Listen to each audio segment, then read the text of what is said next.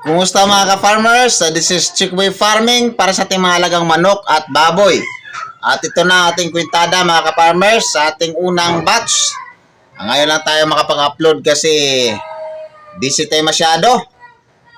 Ngayong nakaraang mga araw at maliban na tayo naging busy at masakit din masyado kasi tayo ay nalugi. Yan na nangyari sa atin mga ka-farmers. Lugi tayo nung unang batch. Ang nag-gain lang natin doon ay ating learning experience. Lesson lang ang nag-gain natin doon. Pero lugi tayo sa ating kita. Ayan ang katotohanan. Ano? At ngayon ibigay na natin ating kwintada kung saan tayo nalugi. Ano? At kung gaano kalaki ang lugi natin. Pero ganyan talaga. Lalo na pa sa mga nag-uumpisa, di maiwasan ng malugi tayo. Pero laban lang. Kasi kung hindi tayo lalaban, lalo tayo malulugi, hindi tayo makabawi. Ano? At least ang gain natin doon, ang ganansya natin doon ay ang lesson, ang experience nating natamo. Ano? Ganyan talaga. Sabi nga nila try and try until you succeed. Ano? Consider every failure as a step to success. So, ang ating unang batch ay failed. Ano? Naging failure para sa atin. At sana sa susunod ng mga batch ay magiging successful na tayo using the lesson nating na natamo. Ano? Sa lesson nating nakuha from our previous mistake. So ito na ang kwintada mga farmers at ipakita na natin sa inyo. Ito ang ating mga expenses at ating naging benta. Ano? Lights and bulbs, 16 pieces, that is 800 pesos. Dextrose powder, 12 pieces, that is 300 pesos. Ating chicks, 400 pieces, that is 9,000. Ating Boostex, yan na tinatawag nating chick booster. Filmeco, ang tatak mga ka-farmers, 2 sacks, sa tagtuwa ng isa, 4,200.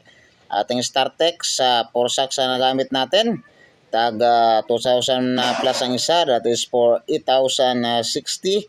Phoenix, yan ang finisher mga ka-farmers. Ang Startex, yun ang starter.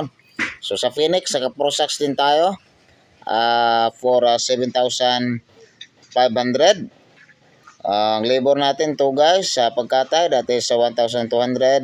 Ang electricity natin for 35 days, that is 3,000.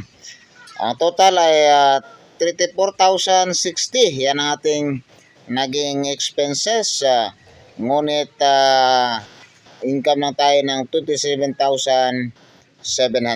So may lugi tayo mga ka-farmers na 6,360. Yan ang lugi natin mga ka-farmers. Ang laki. Ang laki ng nagiging lugi natin, 6,360. Ano? Mukhang gusto nating umayaw. Pero ganito lang, laban lang mga ka-farmers. At umasa tayo na sa susunod ay hindi na tayo malulugi.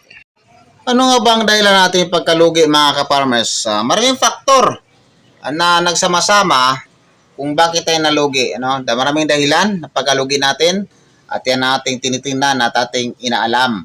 At pag-uusapan natin yan sa next video mga ka-farmers kung ano ba naging faktor kung bakit tayo nalulugi, ano ang mga dahilan at kung paano natin ito maiwasan sa susunod. Ano?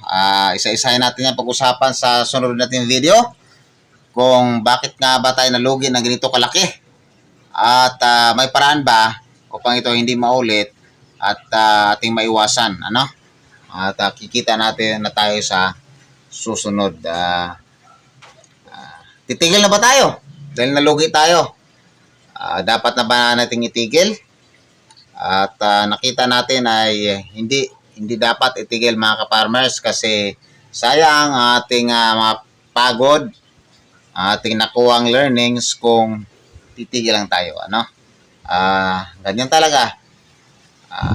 Kung titigil na tayo, maging sayang ang lahat. Sayang ang gastos, sayang ang effort, sayang ang learning na nakuha natin. So, hindi na tayo dapat tumigil. Tuloy lang, ano? Kahit lugi, laban, ano? At mayroon tayong nagawing adjustment sa susunod para hindi tayo malulugi. Yan natin pag-uusapan sa susunod na video. Alright, mga ka-farmers, sana andyan pa rin kayo. Samahan nyo pa rin kami. Matalo man o panalo, kikita tayo malulugi. Sana andyan pa rin kayo sa aming tabi. Alright, Chickpea Farming, hanggang sunod na mga video, susunod na mga update. Chickpea Farming, adios.